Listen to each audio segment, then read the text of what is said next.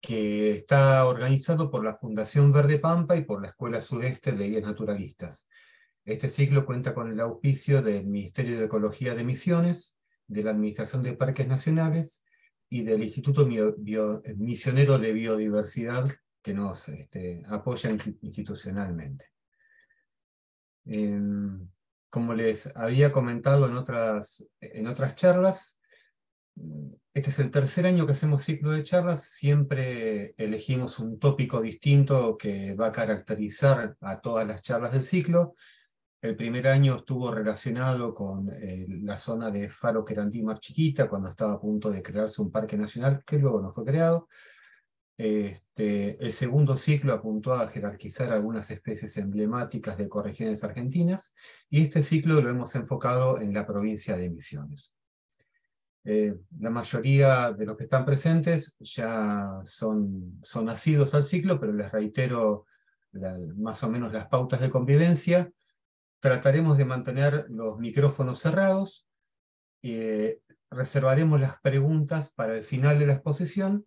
Quien tenga miedo de olvidarse o esté muy ansioso o algo, la puede ir escribiendo en el chat. Yo al final de la exposición la voy a leer, y luego de la lectura también quien quiera abrir cámara y micrófono puede hacer sus consultas. Con esta introducción formal voy a pasar a presentar a nuestra expositora invitada del día de hoy. La doctora Luciana Oclander es investigadora adjunta del Consejo Nacional de Investigaciones Científicas y Técnicas, el CONICET.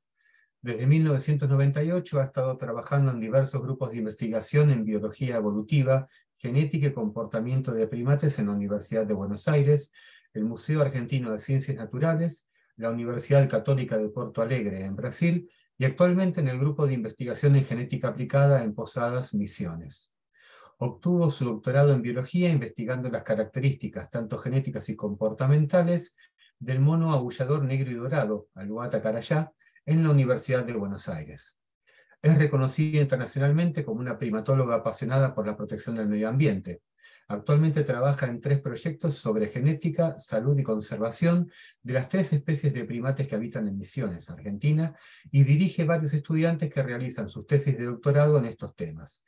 Es miembro del grupo de especialistas en primates de la Unión Internacional para la Conservación de la Naturaleza. Hay una sigla SSC que no recuerdo lo que es. Fue presidente de la Asociación de Primatología Argentina y actualmente es presidente de la ONG Neotropical Primate Conservation Argentina y secretaria de la Sociedad Latinoamericana de Primatología. Después de esta merecida introducción, Luciana, la charla es toda tuya. ¿Qué tal? Bueno, muchas gracias por la invitación, muchas gracias Nicolás por perseguirme durante este verano para dar esta charla, la verdad. Espero no aburrirlos mucho. Bueno, como dijimos, vamos a hablar un poco de los monos aulladores que hay en la Argentina. Para mí son los monos más lindos del mundo, pero bueno, obviamente eso es una visión muy particular. Nosotros tenemos, los monos aulladores pertenecen al género Alouatta. Tenemos 2 especies del género Alouatta, por suerte en Argentina, y no es el único género del que tenemos 2 especies. También tenemos 2 especies del género Zapallus, que son los monos caí, pero bueno, eso lo charlaremos en algún otro momento. En este caso vamos a hablar solo de estos 2 primates que habitan en Misiones. Los 2, después les voy a contar bien. Bueno, ¿por qué se los llama aulladores? No sé si han tenido el gusto de escuchar en algún momento los aullidos de estos monos, pero son muy potentes, se pueden escuchar hasta 5 kilómetros, y esa es algo característico que tiene el género. Todos los monos del género Alouatta son conocidos por esto, tienen un hueso dioides muy desarrollado, pero en particular estas 2 especies, además de tener eso y de tener dimorfismo sexual, es decir, que los machos son más grandes que las hembras, también tienen una característica muy particular, que es que tienen dicromatismo sexual. ¿Eso qué significa? Que las hembras y los machos son de distinto color, por lo menos cuando ya son adultos sexualmente. Entonces, los carayá, que son los que están en la pantalla a la izquierda, las hembras son de color dorado, por eso se los llama carayá negro y dorado. y los machos son de color negro. En cambio, los monos, los carayás rojos, que es conocido como rojos o albata guariba, las hembras son de un color marrón, un poco más castaño, en cambio los machos, que son cuando llegan a la edad adulta, son de color rojo bien fuerte. Entonces, los registros demográficos, ¿qué son los registros demográficos? La gente, como yo y varios otros científicos, que nos sentamos abajo y anotamos lo que hacen los monos, lo que ven es que de los grupos salen, cuando son juveniles o juveniles grandes, dispersan de sus grupos hacia otros lados. Entonces se dice que ambos sexos migran, porque vemos que los juveniles grandes dejan sus grupos y van a parar a otros lados, ¿no? Eso son por registros de observación. Después, bueno, son los primates neotropicales más australes, siempre tenemos como una pica ahí con Brasil que saca un paper de que ellos tienen una ciudad un poquito más abajo, nosotros, y así. Y ahora Uruguay también tiene un registro de carayá, pero bueno, básicamente, digamos, estamos todos más o menos en el rango extremo sur de estas dos especies. Y son los monos que llegan más al sur, justamente porque soportan niveles moderados de deforestación. En Brasil, por ejemplo, donde hay lugares donde habitan varias especies de monos, no como acá. Acá tenemos el privilegio en Misiones de que tenemos 3 especies de monos, para nosotros es deleite, pero en Brasil puede llegar a haber, no sé, 200 especies de monos en un mismo lugar. Lo que se ve es que cuanto más degradado está el ambiente, los aulladores son casi los únicos que soportan la degradación del ambiente, ¿sí? Entonces, eso es lo que decimos, que soportan niveles moderados de deforestación, por lo menos en el corto plazo. Y por eso los vemos en ambientes degradados, ¿no? En Argentina. Bueno, hablando particularmente de albata caraya o el negro y dorado, a nivel internacional se lo considera que está como near threatened o casi amenazado. Casi todos los científicos están de acuerdo de que esta es una categorización antigua, digamos, que no tiene en cuenta los números reales después de los brotes de fiebre amarilla y quieren subir la categorización a vulnerable. Como ven, ocupa varios países en Latinoamérica, tiene una dispersión bastante grande y por eso es que estuvo siempre categorizado como casi amenazado. En el caso particular de Argentina, ocupa mucho menos, ¿sí? Pero ocupa varias provincias. Acá se ve Corrientes, Misiones, Chaco, Formosa y el norte de Santa Fe. Y está categorizado a nivel nacional como vulnerable. Y por suerte nosotros pudimos colocarlo como monumento provincial, monumento natural en la provincia de Corrientes. Martín Kowaleski el año pasado hizo toda una campaña y lo logró. Y nosotros este año lo hicimos en la provincia de Misiones. Respecto a albata guariba, acá dice albata guariba clamitans, después vamos a hablar un poco más. Clamitans sería la subespecie, pero hay varios científicos que no estamos de acuerdo en separarlo en 2 subespecies, ahora les voy a explicar por qué. La especie que está en Argentina sería considerada como, a nivel internacional como vulnerable, pero pasa exactamente lo mismo que con carayá, también en la próxima evaluación piensan pasarlo a endanger o en peligro. Y en Argentina nosotros podemos ver acá que la única zona donde está distribuido es esta parte de la provincia de Misiones, es el único área en el que estaría distribuido, e incluso dentro de este área, en puntos muy específicos, podemos encontrar muy pocos individuos, se calcula que hay menos de 50 adultos en toda la provincia, y por eso y por otras causas más está categorizado a nivel nacional como críticamente en peligro. Este primate ya es Monumento Natural Provincial de Misiones hace mucho tiempo, desde el 97, pero con esta categorización del año pasado de albata caraya, también se actualizaron todas las normativas que estaban como desactualizadas por, digamos, qué pasa si alguien se lo encuentra con un mono como mascota, etc. Todo ese tipo de reglamentaciones se actualizó el año pasado junto con caraya. Entonces están al día, digamos, para la legislación tanto caraya como guariba, por lo menos en Misiones. Acá les cuento un poco lo que les venía diciendo antes. En teoría, albata guariba tiene 2 subespecies. Albata guariba clamitans, que sería la que está en Argentina y tiene esta distribución mucho más grande. Y por otro lado, albata guariba guariba, que es este pedacito mínimo que está en Brasil, al norte de el estado de Espíritu Santo y un poco más. Esa es o sea, cómo está categorizado por la taxonomía hasta ahora. Nosotros hicimos varios estudios genéticos con los cuales fuimos recopilando muestras. Lamentablemente muchas de estas muestras son por las muertes por fiebre amarilla de estos individuos, y juntamos 151 muestras de estos monos rojos en lo que es toda la distribución, ¿sí? Como ven acá, en la parte que está en violeta, sería en teoría donde serían los Alubata guariba guariba, ¿sí? Es decir, la otra subespecie. Y lo que nosotros vemos es que hay una diferenciación genética, ¿sí? O sea, no toda la especie tiene exactamente la misma genética, que estas son las herramientas que usamos nosotros para ver si hay diferenciación dentro de una especie, pero justamente la diferenciación genética, que igual no es comparable, digamos, con la cantidad de diferencias genéticas que tiene que haber para que dos cosas sean dos especies distintas, es un montón, ¿sí? Para que sean dos subespecies es un poco menos. Y así, y cada vez hay niveles jerárquicos de eso. En este sentido, no se considera, por lo menos lo que encontramos nosotros, que las diferencias genéticas sean suficientes como para separar en subespecies. Pero en todo caso, si alguien quisiera o dijera, bueno, sí, son suficientes para separar entre subespecies, no están en el límite en el que actualmente se separan entre las subespecies, que sería por acá, por la mitad de Espíritu Santo, ¿sí? Por ejemplo. En cambio, las diferencias genéticas que vemos como tres grandes grupos. Espíritu Santo tiene una variabilidad un poco distinta, Río de Janeiro tiene otra, y del estado de Paraná para abajo tiene otra variabilidad, ¿sí? Y en San Pablo encontramos individuos con genética distinta, genética mezclada, digamos, que esto puede ser por históricamente gente que haya llevado y traído animales como mascota y se hayan empezado a cruzar.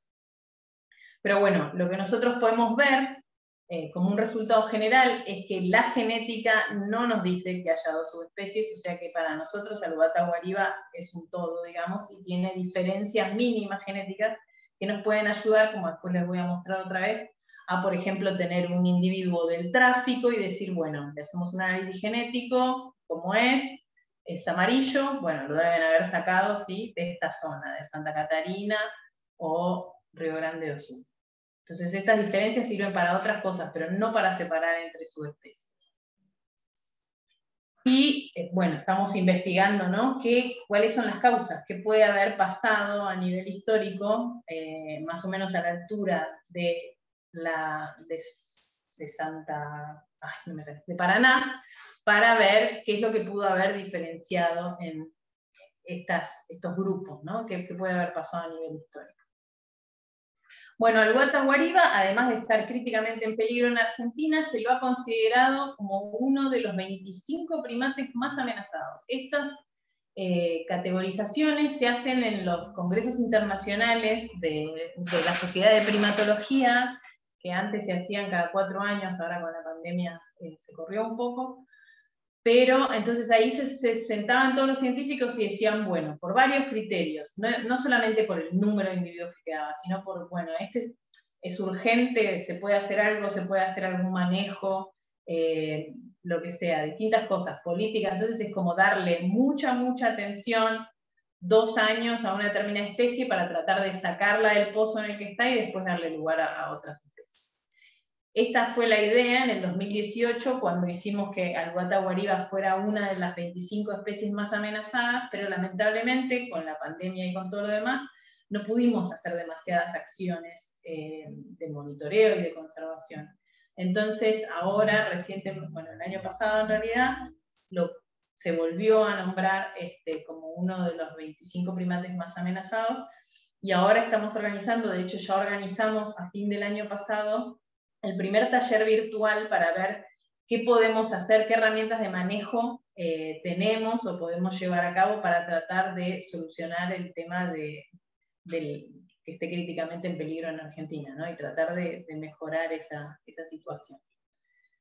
Bueno, acá solamente para mostrar las publicaciones, donde dice que es uno de los 25 más amenazados en el 2018 y en el 2022. Y cómo llegamos a esta situación. O sea, si bien siempre hubo una densidad baja de aulladores rojos, porque obviamente es el extremo sur de la distribución, imagínense, cada vez vamos teniendo menos, ¿no? Después del último brote de fiebre amarilla, que por suerte fue el último brote en ese momento, y hace como 15 años que no tenemos, hubo pero una mortandad brutal. O sea, se encontraron algunos individuos, se pudieron contar, pero se estima que las mortandades fueron muchísimas más de las que están reflejadas en este trabajo de Holtzman, o sea, se estiman más allá de los cuerpos, ¿no?, que se encontraron muertos. Y esto fue alrededor de la provincia de Misiones, en todos lados. Y tal fue así que, o sea, con gente que iba y hacía censos y preguntaba, volvieron a ver los monos, los volvieron a escuchar o algo. Los monos rojos no hubo registros de que hubiera, de que existiera, nadie los había visto ni escuchado ni nada, desde el 2010 o 2009, que fue esta episodia, hasta el 2014. Y con otros científicos salimos a buscarlos con una perra entrenada para encontrar fecas, cacas de estos monos, o sea, se entrenan con fecas que vienen de cautiverio, ¿sí? Entonces se los entrena, lo mismo que se entrena para que encuentren droga o para que encuentren dinero, lo que sea, se los puede encontrar para que encuentren determinadas especies. Y esta perra April, que pertenece al proyecto Zorro Pitoco, o sea que antes trabajaba buscando Zorro Pitoco, nos ayudó a encontrar nuevamente los Alouatta guariba en Argentina en el 2014, y por eso también le llamamos mono fénix, porque parece que estaba muerto y resurgió de las cenizas, y además es rojo, así que tiene todo. Y ahora actualmente por lo menos están confirmados en 4 áreas, ¿sí? Que son parques provinciales, el Parque Provincial Moconán, Piñalito, en Callarí y en Cruce Caballero, pero como les digo, un grupo, 10 individuos en un lado, entonces juntando todo eso tenemos, nada, 50, o sea, lógicamente casi extinto. Bueno, nos vamos un poco de Carayá rojo a Carayá negro y dorado. Les cuento un poco los análisis genéticos que hice en Carayá negro y dorado. Acá lo que hicimos es, como tenemos varias poblaciones, tenemos un montón de individuos en varias provincias, queríamos ver también si había diferencias genéticas en lo que serían las poblaciones de Argentina, si había diferencias en todo el rango. Entonces lo que encontramos fue que Misiones es todo genéticamente muy parecido, pero a su vez es distinto de lo que sería el resto de las provincias. O sea, como que la genética de los Carayá de Misiones llega hasta ahí. Tenemos varias teorías de eso. Una es que Yacyretá es como que cortó, hizo que tipo, todo lo que era... Los monos estos dispersan por los bordes de los ríos donde hay más bosque. Entonces, esta dispersión de bosque ripario que tienen está cortada, digamos, hace 40 años o un poco menos, por Yacyretá. Y bueno, y después, obviamente, el resto de los bosques fueron talados, etc. Y después hay un cambio, obviamente, de ambiente en lo que sería el bosque atlántico a lo que es los campos y malezales de Corrientes, y ahí también, obviamente, se corta. Pero vemos que por el río Uruguay, que siguen los bosques, que no tenemos una represa, en Yapeyú, que es el punto 10 que está acá, tiene una genética muy parecida a Misiones. O sea que ahí sí, pueden seguir dispersando todavía por el bosque ripario y tienen una genética similar. Por otro lado, las otras provincias que están con los puntos rojos son todas similares genéticamente, y los que se muestran como 1 y 2 son islas que están en el río Paraná, y entonces esas islas es como que reciben todos los monos que dispersan de Brasil y tienen una genética, o sea, tienen mucha variabilidad genética. No es que tanto que sean distintos a los rojos, sino que tienen mucha más variabilidad, ¿sí? Entonces tenemos esos 3 grandes grupos. Después, ¿para qué más utilizamos la genética? La utilizamos, por ejemplo, en estudios de comportamiento. A nosotros nos interesaba, hay algunos lugares donde tenemos grupos que tienen muchos machos, que tienen como en esta foto que se ven que hay 4 machos. Y las hembras copulan con estos 4 machos y también copulan con vecinos. Entonces, ¿de quién son las crías? ¿No? Tenemos que tratar de encontrar otra manera que mirar quién copula con quién. De hecho, lo que se hacía y lo que se hace en otras especies es esto, es contar los días, decir, bueno, copuló con este macho, entonces cuento 6 meses, que es lo que tarda en gestarse un carayacito, pero nosotros lo que encontramos con los estudios de comportamiento que hicimos fue que copulaban el mismo día, una hembra con distintos machos, un macho con distintas hembras, entonces imposible a partir de eso sacar una paternidad, entonces necesitamos análisis genético. Otra cosa que ¿quieren que les termine el cuento? Bueno, después me preguntan si quieren. ¿Quién es el padre de las crías? Otra cosa que podemos sacar con genética es esto. Tenemos plasticidad en el Ubatacaraya, tenemos estructuras genéticas distintas dependiendo del ambiente, que obviamente son causadas por distintos comportamientos de los animales, ¿no? A eso le llamamos plasticidad. ¿Cuánto podés cambiar tu comportamiento dependiendo del ambiente? Entonces estudiamos en un ambiente continuo, como ven acá, esto es una isla donde todo el bosque está divino, o sea, no hay interrupciones para un mono para cruzar de un lado a otro, simplemente tiene que seguir caminando por los árboles, contra un ambiente fragmentado, donde tiene un bosque que está limitado, digamos, por pastizal, lo cual hace que si un individuo, como les contaba antes, juvenil, quiere dispersar, quiere irse de su grupo para encontrar otra familia, otro grupo, tiene que bajar al piso, caminar por el pasto, y todos los riesgos que eso significa, ¿sí? Entonces, no esperábamos a priori que fuera el mismo el comportamiento. Y lo que encontramos con los estudios de genética, que no eran solamente, o sea, porque nosotros quedarnos y mirar, o sea, te puede llevar mucho tiempo o incluso nunca llegar a estos resultados, pero con los análisis genéticos vos podés ver cuál es el parentesco entre los individuos, y entonces en base a eso sacar conclusiones de cómo llegaron ahí. En el ambiente continuo lo que vimos era que los grupos no tenían diferenciación genética en general. Entonces, la genética de estos era muy parecida a la del otro, y a la del otro, y así. En el ambiente fragmentado, en cambio, eran más distintos. Sería como una escala menor, eso que les mostraba antes, que era tipo verde, amarillo, rojo, como que se fueron diferenciando.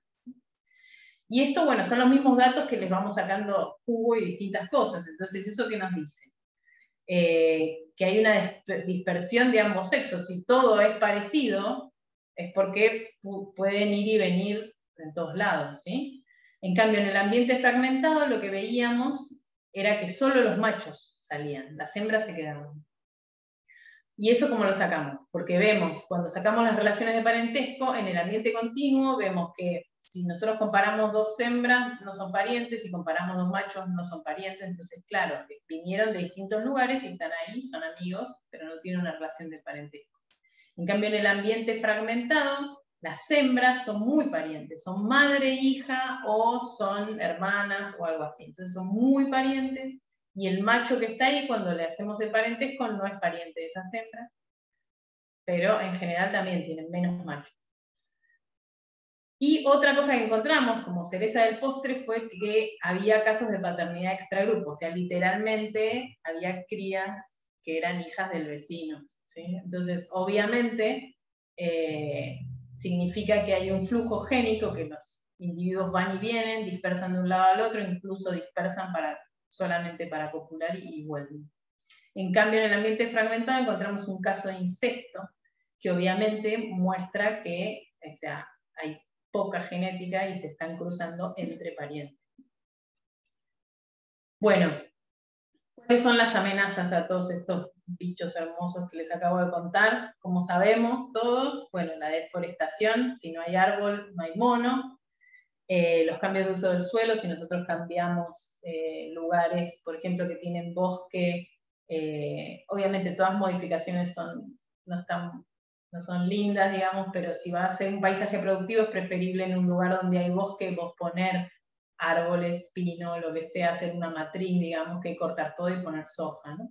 Y eso obviamente es distinto en cada uno de los lugares. Si nosotros tenemos que modificar un pastizal, obviamente lo mejor no es poner pino, porque no es una matriz de árboles, de bosques, y ahí habría que hacer otra cosa. Entonces, para los monos, obviamente, que viven en el bosque, la peor modificación es talar los árboles. Entonces, todo lo que sea agricultura y cambio del suelo, obviamente los afecta. Después el cambio climático, obviamente también, que es como una gran generalización, además de que facilita los incendios forestales que también están acá, hace que tenga menos agua. Entonces los carayá, bueno, no lo dije, pero los monos carayá comen frutas y hojas.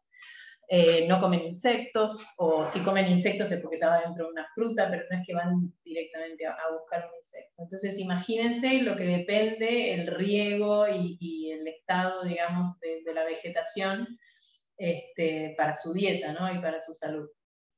El caso de la fiera amarilla, que ahora lo vamos a hablar en detalle, y obviamente otra cosa que es una gran amenaza es el comercio ilegal de vida silvestre. Como mucha gente sabe, estos monos, la gente los quiere como mascota, piensa que son divinos y que va a ser genial tenerlos, y después cuando llegan a la madurez sexual y quieren dispersar, como les vengo contando, que es lo más natural para ellos, o sea, maduran sexualmente y se quieren ir a buscar otra hembra, otro grupo, otro lugar, se vuelven violentos. En ese momento la gente ya no los quiere, porque se vuelven violentos, ya no son el peluchito con el que les gustaba jugar, y en ese momento lo quieren llevar a un centro de rehabilitación o lo que sea, pero ese mono ya está estropeado, digamos, o sea, ese mono ya no sabe trepar, no sabe qué es lo que tiene que comer, no sabe hacer grooming, no sabe vivir en grupo. Entonces es muy difícil que podamos rehabilitar ese mono como para que pueda volver a la vida silvestre, más allá de todas las enfermedades que se pudo haber contagiado, etc. Entonces, no hay que hacerlo, porque una vez que lo hacemos, es muy, muy difícil de volver atrás.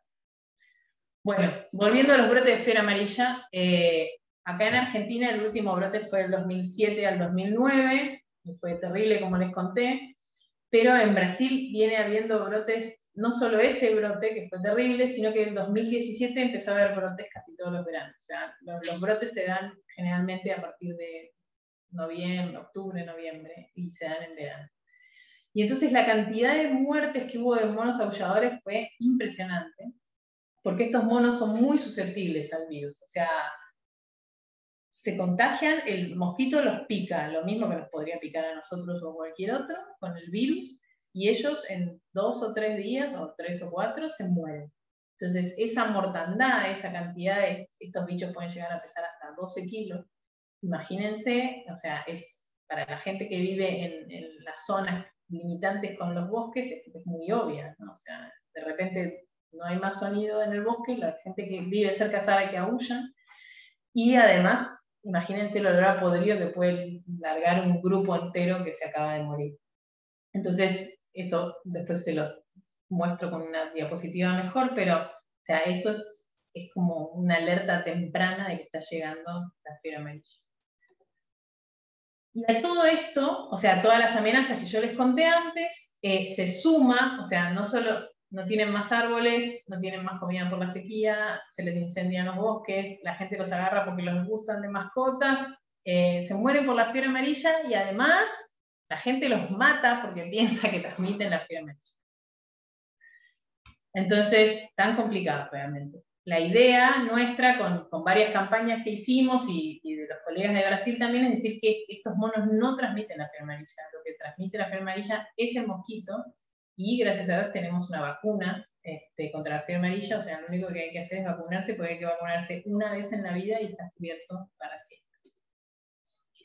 Entonces, esto es solo para mostrarles un poco cómo funciona todo este ciclo de que cuando tenemos menos comida y restricciones a la dispersión, porque está, por ejemplo, en un ambiente fragmentado, tener más contactos con enfermedades, menor sistema inmune, etc. Todo esto hace que tengan más mortandad, y todo esto, todas estas amenazas juntas te llevan a la extinción de cada una de las poblaciones, ¿sí? Se extingue esta población, esta, no hay más monos acá, no hay más monos ahí, no hay más monos en el norte de Santa Fe, no hay más monos acá, ¡pum! O sea, desaparece.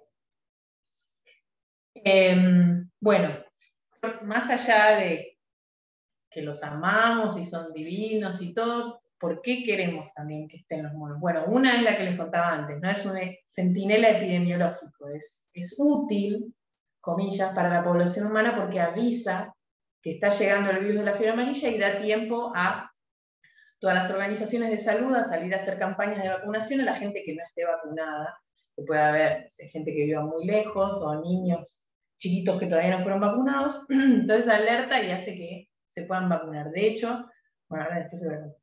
Y otra cosa es que brinda servicios ecosistémicos. O sea, estos monos comen las frutas de los árboles y cuando van defecando, van sembrando. O sea, es como tener un jardinero que va poniendo arbolitos en donde nosotros ya deforestamos o cortaron o lo que sea, ellos van y tiran nuevas semillas, que además por pasar por el tracto digestivo de ellos, algunas especies germinan mucho más fácil. Entonces es un jardinero que además le tira fertilizante. Imagínense el servicio ecosistémico o ayuda a la naturaleza que es eso. Bueno, ¿qué significa ser centinela? Lo que venimos hablando hasta ahora. Como son tan susceptibles, mueren tan rápidamente, estas mortandades son muy llamativas y hacen que el sistema de salud pueda responder rápidamente. ¿Y quiénes fueron los primeros en usar esto? Los brasileños, obviamente, que tenían más aulladores. Entonces directamente armaron una estrategia oficial de vigilancia. Entonces ellos van, no solo esperan a que se mueran, sino que van todos los años, le sacan sangre a los monos aulladores, se fijan qué virus tienen, qué virus circulando, etc. Y bueno, con eso, o sea, tienen como más, digamos, un seguimiento más de cerca a lo que va pasando. Y eso es un modelo, digamos, por lo cual se considera que también tienen una utilidad como centinelas para la salud pública. De hecho, todo lo que había pasado en el último tiempo de Brasil, que estuvo todas estas episodios desde 2016, el caso más, digamos, reciente que se ve era todo, si se fijan acá, todo lo que está pintado en rojo, no se recomendaba la vacuna de la fiebre amarilla. ¿Por qué? Porque nunca había llegado la fiebre amarilla ahí, porque, no sé, para ahorrar vacunas, lo que fuese. ¿Qué pasó? En 2017 empezó a llegar, empezó a haber casos ahí cerca de San Pablo de fiebre amarilla. No llegaban, no tenían las dosis necesarias como para vacunar a todo San Pablo, imagínense. Entonces lo que hicieron fue usar esto. ¿Dónde vamos a vacunar? Donde hay mortandades de monos. Listo, entonces fueron y se morían acá, vacunaban ahí y así. Y así frenaron el avance de la ola de fiebre amarilla, porque no tenían vacunas en ese momento suficientes. Y de hecho fue ese momento en el que Brasil sacó estas dosis que eran un poco más chicas, porque separaban, vacunaban 2 con lo que vacunaban 1, etc. Y fue todo por eso. Pero lo pudieron frenar gracias a los monos aulladores. Entonces, en base a eso que empezó, obviamente, nosotros habíamos tenido el brote de fiebre amarilla en 2007 y ya sabíamos todo lo que había pasado. Cuando empezaron a haber brotes de fiebre amarilla en Brasil en 2017, obviamente acá se activaron todas las alarmas y dijimos, bueno, ¿qué hacemos?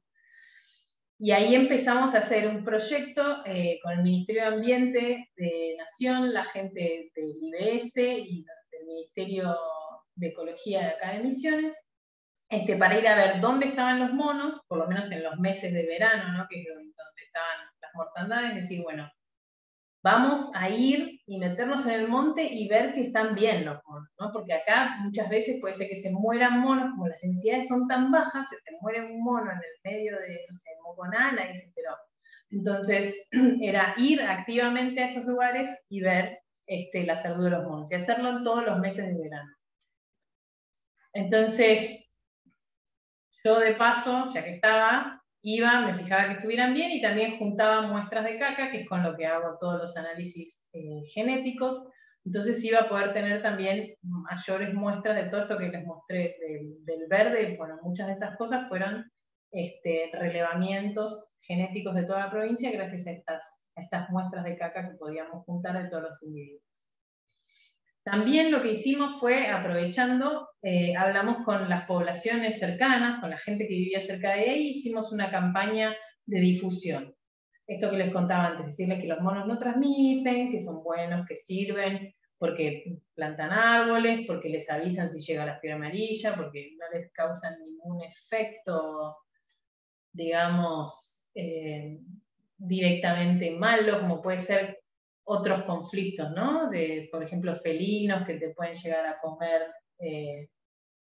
no sé, gallinas o cosas así. Los monos no te generan nada. O sea, no hay por qué tener un problema con estos monos en particular. Los caí, por ahí te comen maíz o algo así. Igual nunca es en grandes cantidades, pero estos monos realmente, o sea, no tienen un contra. Y después, bueno, nos fuimos perfeccionando. Primero íbamos solamente a ver si estaban los monos vivos, después mejoramos y dijimos, bueno, ¿por qué no nos juntamos con la gente que hace control de mosquitos para que también hagan captura de mosquitos y ver si están los virus? Entonces en 2019 ya hicimos una vigilancia conjunta de ir a ver los monos, ir a capturar los mosquitos, y hasta ese momento, por suerte, no se encontró que hubiera virus circulante en Misiones de fiebre amarilla. Esto lo hicimos en varios sitios por toda la provincia, en el norte, en el centro y en el sur. Y después, a partir de o sea, obviamente en todas estas visitas fuimos juntando datos de todas las personas, y armamos como una red de informantes. Bueno, nosotros somos las personas de referencia, el Ministerio de Ecología, si vos te enterás de algo, de alguna población de monos, a un mono enfermo, lo que sea, ya como que teníamos los contactos de todas estas personas. Y esto lo usamos un montón en el 2020, que no pudimos, por todo esto de la pandemia, salir al monte, porque de hecho nosotros podíamos transmitir el COVID, todavía no se sabe bien si se transmite de humanos a monos, etc. Pero como no podíamos ir al monte a ver el estado de salud, nos manejábamos con esta red de informantes para que nos dijeran, ¿los escucharon en tal lado? Sí, los vimos. Y lo que nosotros enfocamos más fue en estos reportes, ¿no? Bueno, los vieron acá, están saludables, listo. Entonces fue una cosa como más virtual. Pero por lo menos pudimos hacer la vigilancia ese año también. Y todo esto hay que seguirlo haciendo, y hay que seguirlo haciendo siempre, porque siempre hay focos en Brasil, y muy cercanos. La última vez fueron en Cascabel, y a pocos kilómetros de Misiones. Entonces esto sería importante, digamos, mantenerlo en el tiempo.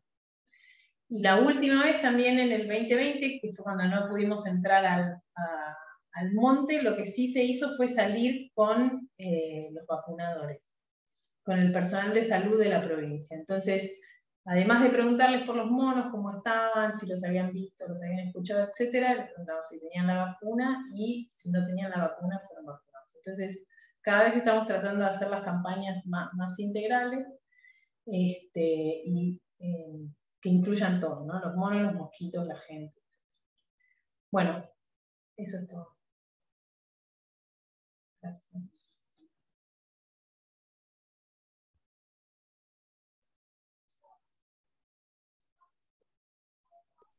Muchas gracias, Luciana, la verdad que un laburo impresionante. Voy a romper el hielo con las preguntas, manifestando mi total ignorancia con respecto a la fiebre amarilla. Es una enfermedad con la cual los monos coexisten hace poco tiempo, es una enfermedad que viene bajando al hemisferio norte. ¿Por qué tanta sensibilidad del mono a este virus? No, es una enfermedad que viene de África, por eso los monos no coevolucionaron con estos. En general casi todos los monos se enferman, los monos del Nuevo Mundo, se le llama América, se enferman, pero estos directamente se mueren. O sea, se mueren muy rápido, los afecta mucho. Y se supone que vino, bueno, con el traslado de esclavos desde África, etcétera. Ahí fue como llegó la fiebre amarilla a América. Entonces los datos, digamos, vienen de esa época, de Brasil, los primeros brotes del 1500, por ahí. Muchas gracias. Voy a leer ahora algunas preguntas que fueron quedando en el chat. Mónica nos pregunta, la degradación del hábitat, ¿cómo influye en su conducta y su reproducción? ¿Nacen más o menos crías? ¿Afecta que nazcan hembras o machos? No hay estudios de que cambie la relación de sexos en general. Lo que sí, cuando las hembras, cuando hay, por ejemplo, eso se vio en Corrientes, cuando hubo una sequía, las crías pasa 6 meses embarazada la hembra, y después pasa 6 meses tomando la teta a la cría hasta que empieza a comer hojas de manera independiente, ¿sí? Empieza a probar de a poquito, pero hasta que se suelta, digamos. Y entonces, si cae justo una sequía en ese periodo donde la madre le está dando la teta, es muy probable que esa cría no sobreviva, ¿sí? Y en general tienen como regulado que el destete ese ocurre en primavera. Entonces, justo el bebé carayá deja la teta cuando está lleno de hojitas y de flores y de todo. Imagínense una cría que justo tiene que empezar a comer en un periodo que, o sea, no han florecido, o etcétera, o ha pasado como el año pasado que hubo incendios, ¿sí? Entonces, todas esas crías que por ahí sobreviven los primeros 6 meses mientras la madre le da la teta, pero cuando tienen que salir a hacerse independientes, si el hábitat está muy degradado, no van a sobrevivir. No sé si con eso contesto la pregunta. Muchas gracias. Mónica también pregunta si habría posibilidades que busquen conquistar otros bosques, con lo cual yo te complemento. ¿Pueden colonizar bosques de forestaciones exóticas? Sí, ellos pueden usar, de hecho hay muchos registros de que viven en lugares de pino, pero no comen. O sea, lo usan como base, lo usan para trasladarse, etcétera, pero no tiene que haber una cosa mixta, ¿sí? Tiene que haber algunos pinos y algunas otras cosas, porque si no, no les alcanza, digamos, la comida para nutrirse. Regina nos preguntan, si pueden capturarlos para sacarles sangre, ¿por qué no los vacunan? En Brasil hay un proyecto, de hecho, de vacunarlos, pero hubo varias, o sea, primero hubo todo un tema ético de que si no había suficientes vacunas para humanos, porque se iban a usar en monos, etc. Ahora, hace muy poco, hace un año, se desarrolló una vacuna específicamente para monos, y en Brasil, de hecho, empezaron a vacunar. O sea, los que se capturan, los vacunan. Y los que están en centros de rescate también los vacunan. El tema es que vos no podés salir a vacunar, digamos, a los que viven en estado silvestre, así como así, porque es muy difícil, tiene un riesgo, cada captura tiene un riesgo, entonces muchas veces hay que ver si vale la pena, digamos, cuánto le podés salvar la vida y cuánto lo podés matar por haberlo capturado. Entonces estaban desarrollando a ver si podían ser vacunas orales, es decir, tirarles como un alimento balanceado alguna vez con alguna dosis, y eso todo se está probando. Muchas gracias. Bueno, hay un montón de felicitaciones en el medio y luego llegamos a Ingrid que dice, bueno, hola Luciana, ¿en qué zonas encontraste monos muertos en la provincia y en qué épocas? Ingresé tarde, quizás lo dijiste antes. Por suerte yo nunca encontré monos muertos porque el último brote de fiebre amarilla fue entre el 2007 y el 2009.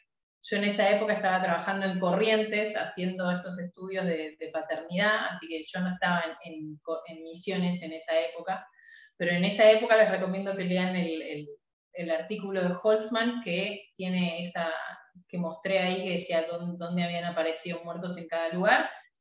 Y los encontraron, el primer grupo que encontraron fue porque estaban haciendo sus tesis doctorales, o sea, estaban siguiendo los monos, anotando lo que hacían todos los días, y llegaron, iban todos los meses, llegaron una vez y encontraron 5 individuos en el piso, o sea, moribundo, ¿no? Y eso fue lo que dio la alerta a salud de Misiones, porque era un lugar bastante retirado, en Peñalito, de que vinieran a hacer todas esas campañas de vacunación en esa zona. Así que es un ejemplo de cómo sirve, ¿no? Gracias. Te hago una del chat que está relacionada con la de Regina de la vacunación y luego le doy lugar a un valiente que va a abrir el micrófono. Laura pregunta, bueno, hola Luciana, gracias primero por el trabajo y la transmisión de conocimientos. La pregunta es si se liberan monos en ambientes naturales con la vacuna contra la fiebre amarilla, esos anticuerpos se transmiten de madres a crías. No, ninguna vacuna se transmite de padres a crías. Lamentablemente, por eso nosotros a nuestros hijos tenemos que ponerle las vacunas también. Así que no, es por lo menos, o sea, se trata, eso igual en Brasil pasó y lo están haciendo en Brasil. En Argentina hasta ahora no se ha hecho. Pero la idea de los brasileros es tener al menos algún grupo de aulladores protegidos en el caso de que venga otro brote y mate a todos, ¿no? Gracias, Luciana. Julián. Hola, Luciana. Hola, ¿qué tal? ¿Qué decís? Mira, mi pregunta va relacionada al tema que estás hablando de la fiebre amarilla. Vos te referís, la gran mortandad que hubo fue sobre el Guariba, ¿verdad? No, La del todos los aulladores, yo hablé de estos dos en particular, que son los que hay en Argentina, pero todos los aulladores son muy sensibles a la fiebre amarilla. No, pero digo la mortandad del La 80%. mortandad fue, o sea, los guariba no los encontramos más en esos 4 años, Claro. pero se murieron Carayá igual también un montón. Lo que pasa es que Carayá había más, entonces no es que desaparecieron, pero la mortandad fue igual, o sea, las dos especies las afecta por igual. Y el Guariba prácticamente, porque yo estuve leyendo algunos informes del SAREN, es como que está condenado, porque no, dicen que no hay posibilidad de efecto rescate por poblaciones de Brasil, por la fragmentación del hábitat, y es como que esos 50 individuos, aparte se esperan rebrotes de la fiebre amarilla, y habiendo 50 individuos es como que no tiene posibilidad. Y digo, ¿por qué eso afectó tanto al Guariba? Capaz que porque la población inicial era menor, y no tanto al Carayá, en cuanto a que el Carayá se plantea como la vulnerabilidad en función del mascotismo, de la fragmentación del hábitat y de la fiebre amarilla, pero como que el Guariba es, incluso se hablan de porcentaje de desaparición de la especie en un plazo determinado de tiempo. Sí, exactamente, la población original de Guariba era mucho menor. Entonces vos pensás que tenés, no sé, tendrías 1000, o sea, y ahí, como mucho, ¿no? Ahí afecta la fiebre amarilla, bueno, quedaron nada.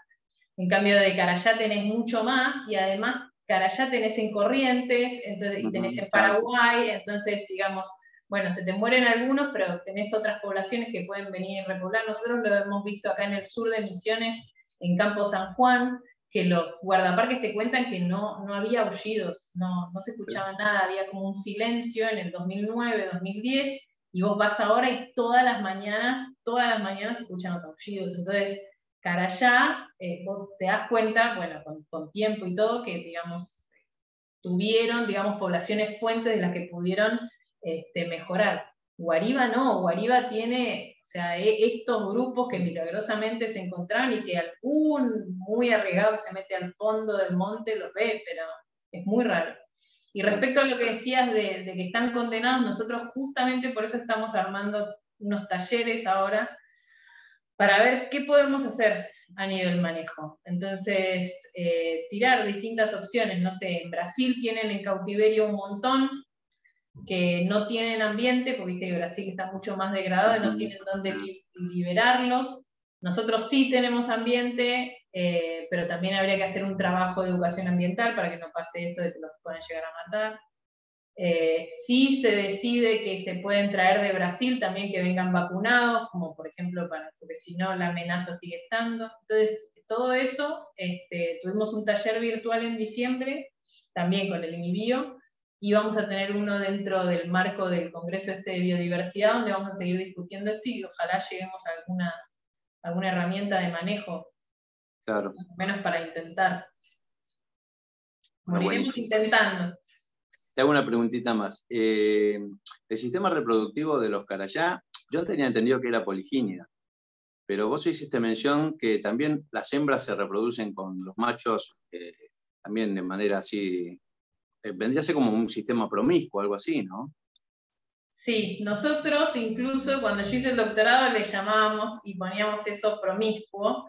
Ahora, obviamente, esa palabra ya no va más. Bien.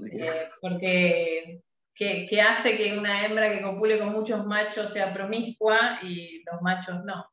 Entonces, ahora ya no le decimos más promiscuo, o sea, las hembras copulan con todos los machos copulaban con las hembras. De hecho, son estrategias evolutivas que, si se quiere, están justificadas incluso, porque los machos, bueno, si hablo de esto me encanta y sigo, pero las hembras copulan supuestamente con todos los machos para confundir la paternidad, porque los carayá son como los leones, o sea, si llega un macho de otro lado y hay una hembra que tiene crías que le está dando la teta, mata a las crías. Matan, sí. Hace infanticidio. En cambio, si es una hembra con la que copuló, no le mata a la cría, porque por ahí es de él. O sea, no es tan así, pero digamos, es una estrategia. Bien.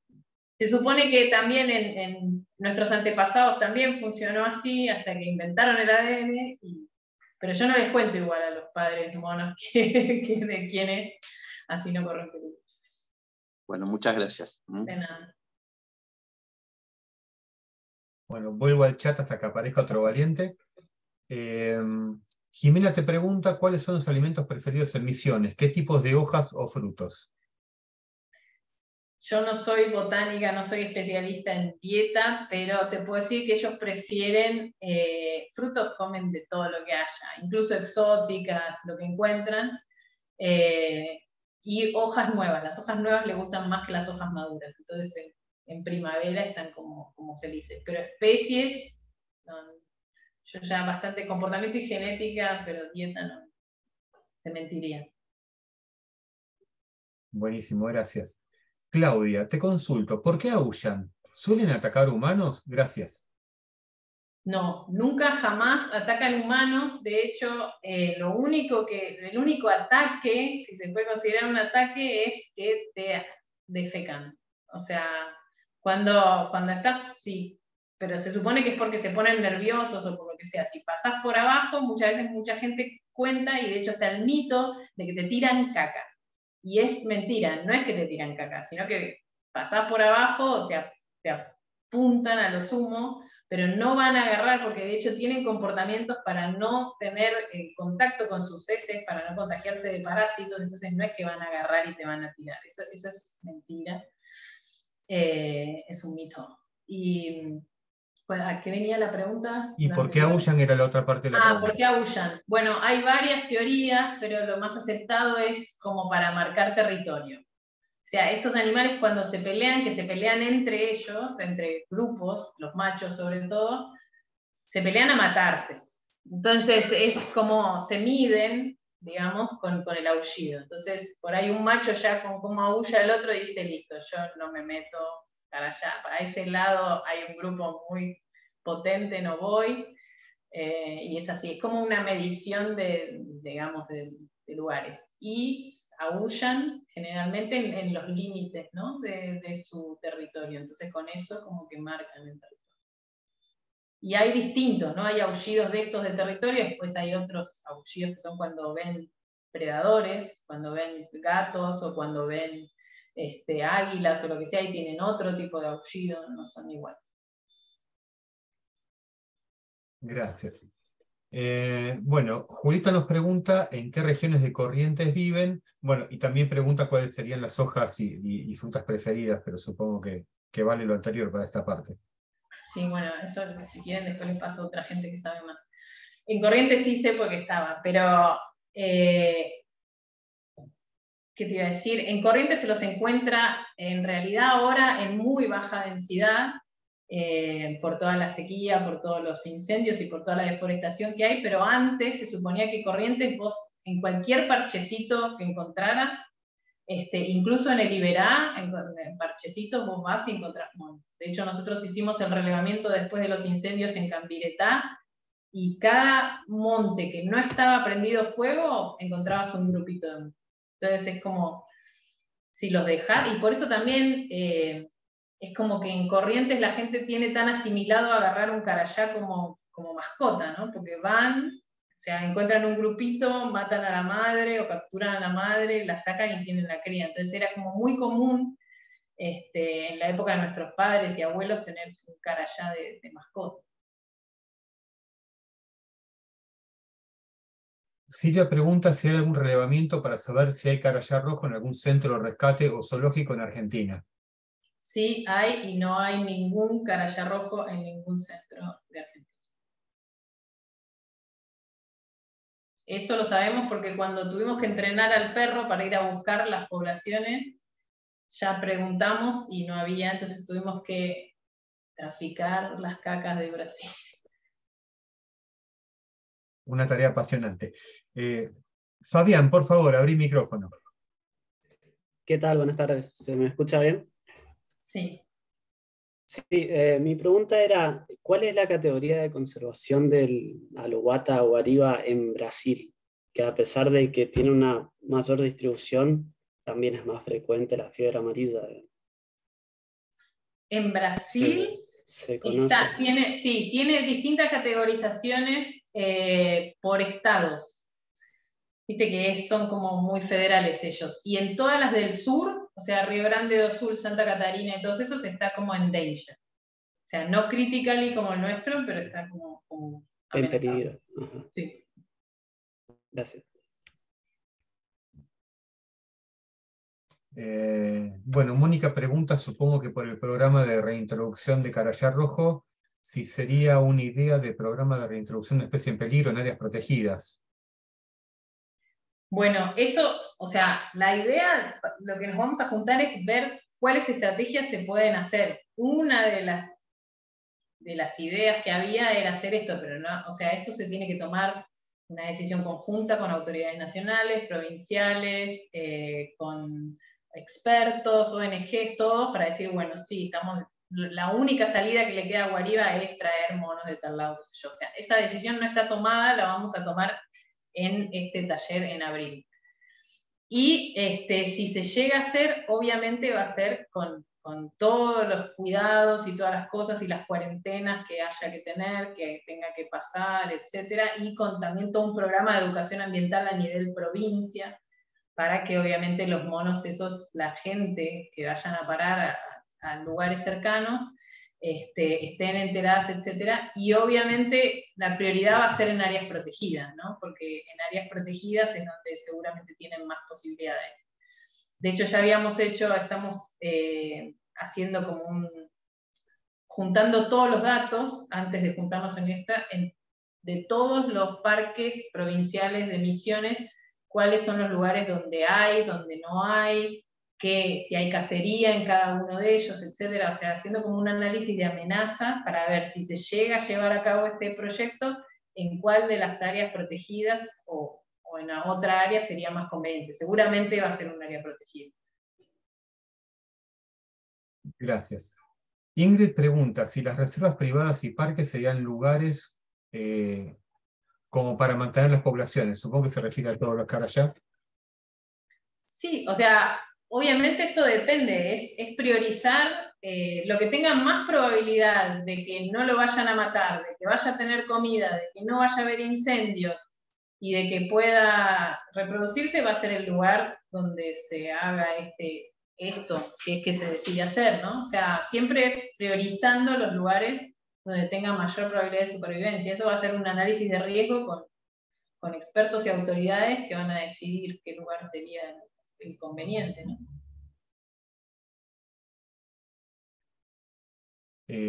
Jimena Martínez nos cuenta que es hermoso escucharlo, supongo que es por vos solamente, y tiene el privilegio de escucharnos desde el Parque Federal Campo San Juan. Ah, buenísimo.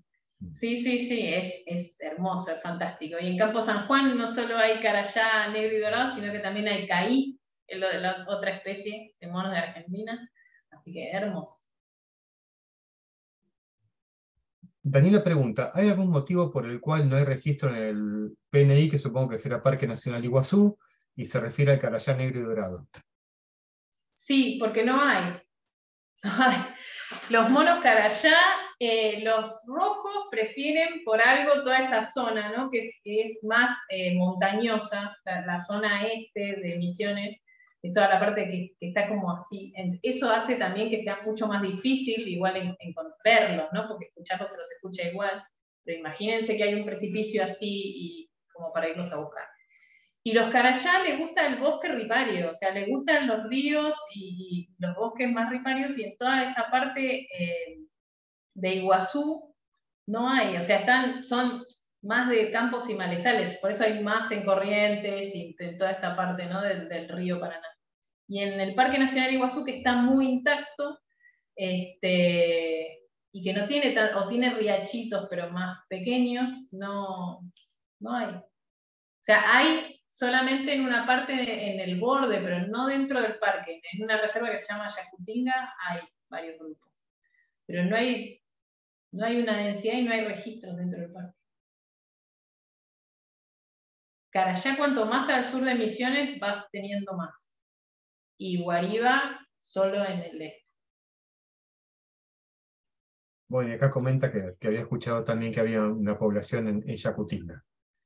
Sí, Yacutinga sí, pero no dentro del parque. Dentro del parque me mandaron un par de veces unas fotos, pero eran de otra especie, de otro país, o sea, como que te dicen, encontraron uno, y siempre es como el hallazgo, el día que sea verdad, genial, pero hasta ahora no hay datos así como de un grupo y es raro, porque los carayás no se mueven mucho tampoco, son como quietos y tranquilos, entonces si hubiera un grupo, alguien te manda el punto GPS y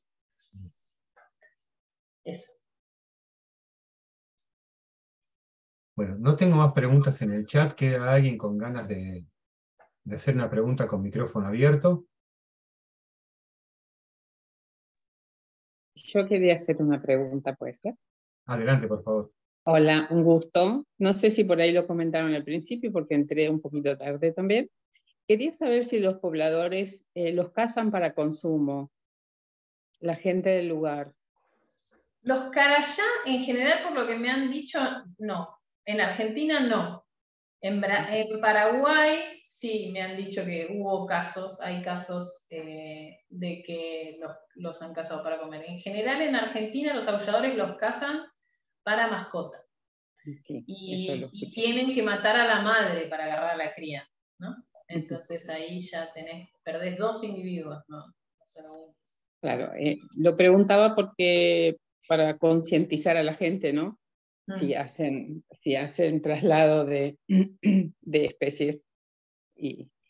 No, igual sí, o sea, los registros que me han dicho es que los caí sí se los comen y que son ricos. Horrible que te cuenten esas cosas, pero bueno, o sea, hay un tema de... Y sobre todo, más allá de la conservación, es muy peligroso porque son animales muy cercanos filogenéticamente y ya todos sabemos lo que pasó con el murciélago en Wuhan, así que comer mono no sería lo más recomendable. Sí. Gracias, muy amable. Un placer escucharte. Gracias. Bueno, Luciana, no tengo más preguntas. Realmente te agradecemos muchísimo la charla y todo este camión volcador de conocimientos que nos tiraste. Bueno, cuando quieran me pueden escribir, si quieren, les dejo mi email. Queda pendiente para otro ciclo la de Mono Caí. Dale. Bueno, para todos los presentes, esta charla ya a partir de mañana va a estar en el canal de YouTube de la Fundación Verde Pampa, disponible para todos, para que la puedan compartir. Creo que es una tarea noble poder diseminar este conocimiento entre la gente que queremos y que sabemos que comparte el amor por la naturaleza. Bueno, justo una pregunta a último momento. Ingrid pregunta si los de Posadas están monitoreados.